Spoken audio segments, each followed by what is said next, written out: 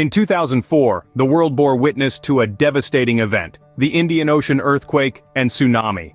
On the day after Christmas, an earthquake of a staggering 9.1 magnitude struck off the coast of Sumatra, Indonesia.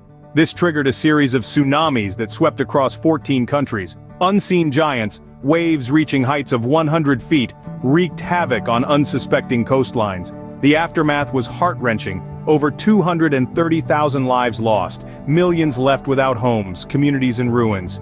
Yet in the face of unparalleled disaster, humanity showed its true strength. United in compassion and support, the world demonstrated the resilience of the human spirit against nature's fury. Today, we remember the 2004 Indian Ocean Tsunami,